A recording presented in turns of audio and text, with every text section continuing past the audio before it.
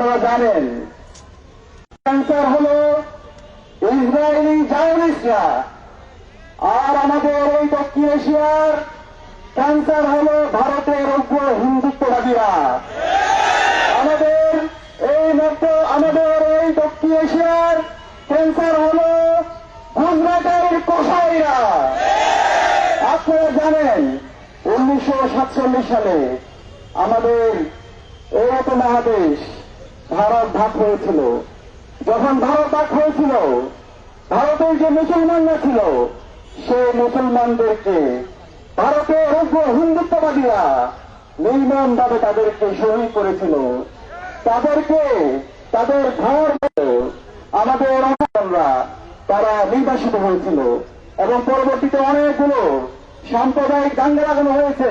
আপনারা জানেন 1984 সালে শিখরা দাঙ্গা লাগিয়েছিল এবং সেই দাঙ্গার মাধ্যমে আমাদের মুসলমান ভাই বোনদেরকে ভারতের মধ্যে তারা কচুকাটা করেছিল।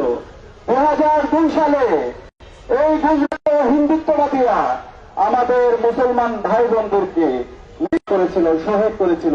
এবং অসংখ্য ঘটনা আমরা দেখতে পেয়েছি। আমাদের ভারতে যারা আমাদের মুসলিম ভাইরা আছে তারা হিসাব করতে পারে না, হিসাব করে তাদের স্কুলে যাওয়ার কারণে, কলেজে যাওয়ার কারণে তাদেরকে বিভিন্নভাবে হেনস্থা করা হয়। আমরা দেখতে পেয়েছি আমাদের মুসলমানরা ভারতের মধ্যে গরু জবাই করার কারণে, গরু খাওয়ার কারণে তারা মদ লঞ্চিংয়ের শিকার হয়েছে। তাদেরকে প্রকাশ্যে দিনের বেলায় তাদেরকে গণপিটুনি দিয়ে হত্যা করা হয়েছে। এবং ভারতের যারা সুশীল সমাজে যারা প্রতিনিধি আছে, যারা বুদ্ধিজীবীরা আছে, তারা এই ধরনের হত্যাকাণ্ডগুলোকে বৈধতা দিয়েছে, যেটা পৃথিবীর ইতিহাসে সবচেয়ে ন্যাক্কারজনক ঘটনা। আপনারা দেখতে পেয়েছেন তারই ধারাবাহিকতায় আমাদের কাশ্মীর, যে কাশ্মীরের আজাদির জন্য আমাদের মুসলমান ভাইয়েরা দীর্ঘদিন ধরে লড়াই করছে, সেই কাশ্মীর আমাদের মুসলিম সম্প্রদায়কে তারা কেন্দ্র থেকে শাসিত এবং শোষিত করেছে। এবং আমরা সর্বশেষ দেখতে পেয়েছি 2025 সালের 3 এপ্রিল আমাদের মুসলমানদের পূর্বপুরুষদের যে অপ্রকৃত সম্পত্তি আছে, আমাদের যে মসজিদগুলো আছে, আমাদের যে এতিমখানাগুলো আছে, আমাদের যে হেরিটেজ গুলো আছে, ভারতের মধ্যে প্রায় 8,000 এর উপরে আমাদের ওয়াকফকৃত আমাদের পূর্বপুরুষদের সম্পত্তি আছে। আমরা যদি সেটা জায়গা হিসাব করি প্রায় 10 লক্ষ একর, সেগুলোকে তারা আজকে অবৈধভাবে তারা এখানে হিন্দুত্ববাদীদের এজেন্টদেরকে তারা নিয়োজিত করেছে এবং মুসলমানদের ওয়াকফকৃত সম্পত্তিগুলোকে তারা জোরপূর্বক দখল করতে চাচ্ছে। মুসলমানদের কালচারকে, মুসলমানদের হেরিটেজগুলোকে তারা ধ্বংস করার জন্য ষড়যন্ত্র চক্রান্ত করছে।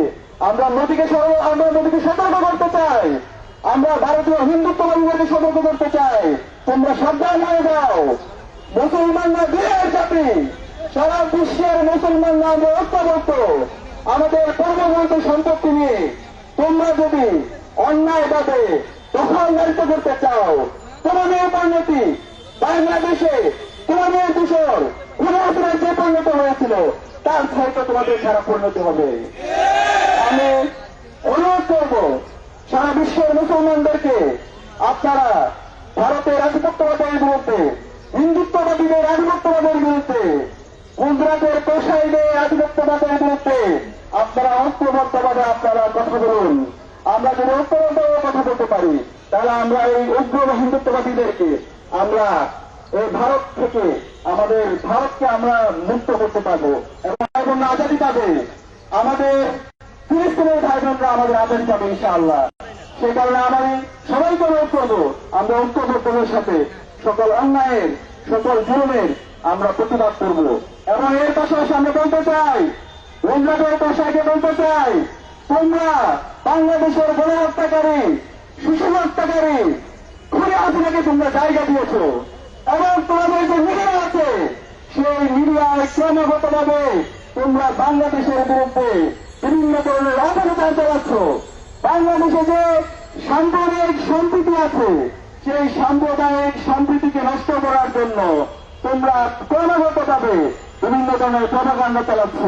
কিন্তু বাংলাদেশের আপনার ছাত্র জনতা তারা যথেষ্ট তারা সচেতন। আমাদের এই দেশের যে দীর্ঘদিনের সাম্প্রদায়িক সহাবস্থান আছে, সাম্প্রদায়িক যে সৌন্দর্য আছে সেটা আমরা বিশ্বের বুকে নজির স্থাপন করবো ইনশাআল্লাহ। আমি বাংলাদেশের সকল ধর্মাবলম্বী হিন্দু, বৌদ্ধ, চাকমা, মারমা, ত্রিপুরা, রাতন, মুসলমান সহ আমরা যারা আছি, আমরা ঐক্যবদ্ধভাবে এই ভারতের আধিপত্যবাদের বিরুদ্ধে, বাংলাদেশের কষায়ের বিরুদ্ধে হিন্দুত্ব আহ্বান জানাচ্ছি এবং যে বিতর্কিত ওয়াকফ চুক্তি করা হয়েছে সেটাকে বাতিল করার জন্য আহ্বান জানিয়ে আমি আমার কথা এখানে শেষ করছি। ইনকিলাব জিন্দাবাদ, বাংলাদেশ ইসলামের ছাত্র শিবির জিন্দাবাদ, ফিলিস্তিন জিন্দাবাদ, কাশ্মীর জিন্দাবাদ, আজাদি জিন্দাবাদ।